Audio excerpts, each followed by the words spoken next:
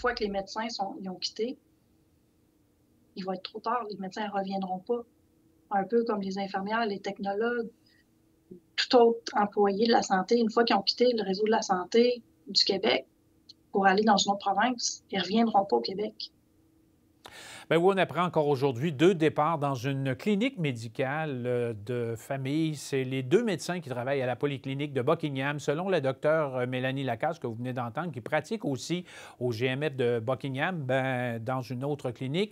Environ 3300 patients vont se retrouver orphelins lorsque les 2 médecins quitteront en janvier et à la fin février. Ce sont donc 2 médecins sur 4 de la polyclinique qui vont partir, ce qui menace la survie de cet établissement, selon la docteure Lacasse. Pour en discuter, je joins tout de suite, elle est en studio, Geneviève Tellier, elle est professeure à l'École de politique ici à l'Université d'Ottawa. Bonsoir, professeur Tellier. Bonsoir, M. Bouchard. Alors, qu'est-ce que vous avez pensé depuis le début là, de cette gestion, finalement, politique du dossier de la loi 2?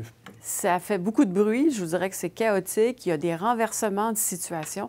J'ai l'impression qu'on voit ça en 2 phases. La première phase, avec le projet de loi, il y avait pas mal de sympathie pour M. Dubé, qui a toujours été une figure appuyée par un la des plus population. populaires. Exactement. Et les gens se disaient, bon, ben oui, on veut réformer le système de la santé, il faut faire des choses. Et on sentait que ça bougeait. Alors, il y avait quand même un certain appui de la part de la population. Mais par la suite, l'opposition des médecins s'est vraiment manifestée et a monté. Et on sent qu'il y a eu comme un changement dans l'opinion publique. Et là, clairement, surtout à cause des annonces de départ, où là, les gens se sentent démunis, on s'en doute par leur médecin aussi.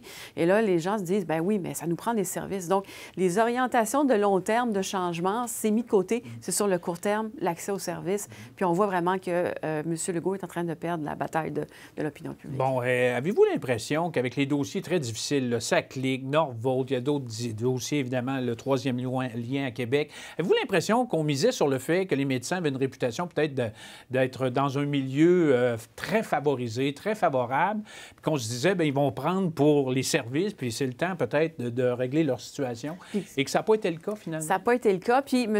Legault, M. Dubé avait fait une autre réforme avant qui était l'Agence santé, qui centralisait tous les services, qui mettait aussi en dehors des mains du ministre la gestion courante du secteur de la santé. Et ça passait quand même assez bien, malgré la grande opposition. J'imagine que le gouvernement a dû se dire, bien, si cette réforme-là a plutôt bien passé, la prochaine étape, qui est de s'occuper de la rémunération des médecins, ça devrait bien fonctionner aussi. Mais on voit que ça a eu... On voit comment l'opinion publique peut facilement venir changer et renverser le rapport de force. Évidemment, ça a eu des échos un peu partout au Québec, mais je dirais particulièrement en Outaouais. Pourquoi? Parce qu'on peut demeurer dans le secteur d'Elmer, on peut demeurer à Chelsea, puis aller travailler en Ontario d'une part, puis d'autre part, ça fait longtemps qu'on dénonce le fait qu'il manque de ressources humaines, de ressources techniques du côté de l'Outaouais, puis on dit, vous allez nous mettre des indicateurs alors que déjà, on a de la difficulté à respecter ça parce qu'on n'a pas assez de ressources. Oui, exactement. Alors ici, on est vraiment la région la plus sensible, je vous dirais, là, du Québec. Puis c'est pas nouveau qu'on parle des départs, des médecins. Ça s'est toujours fait de façon étalée dans le temps. Mais là, évidemment, il y a une vague qui est en train de se manifester. Puis la comparaison, effectivement, se fait couramment. Puis on l'a vu aussi dans d'autres corps de métier. Les infirmières, c'était le cas aussi. Pour les infirmières, il y avait vraiment un rapport de force qui avantageait l'Ontario. Dans le cas des médecins, c'est peut-être moins clair, mais avec la loi, ça vient sans doute changer la situation. Et donc, oui, on sent l'exode, puis pour nous, ça va être plus facile pour les médecins de partir parce que, comme vous l'avez dit, ils peuvent continuer à habiter où ils sont en ce moment. Bon. Vous avez parlé de négociations, vous avez parlé du fait que M. Dubé est un ministre très populaire, et là, c'est un peu le contraire, c'est-à-dire que les fédérations disent qu'il y a un bris de confiance avec M. Dubé, on veut se tourner vers le Conseil du Trésor. Mme Duranceau, finalement, on fait plus confiance à elle.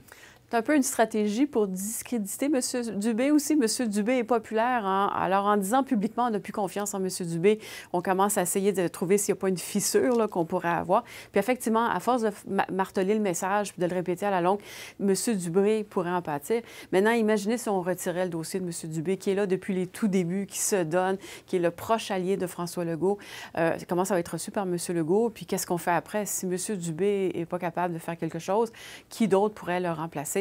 Il y a beaucoup de points d'interrogation aussi qui se posent. Bon. Qu'est-ce que vous avez pensé de l'intervention de M. Ford? Habituellement, les premiers ministres des provinces ont avantage, disons, à s'appuyer un et l'autre. Là, M. Ford dit, nous, on ne mettra pas des menottes aux mains des médecins, mais s'ils veulent travailler chez nous, tant mieux, on va les accepter avec plaisir.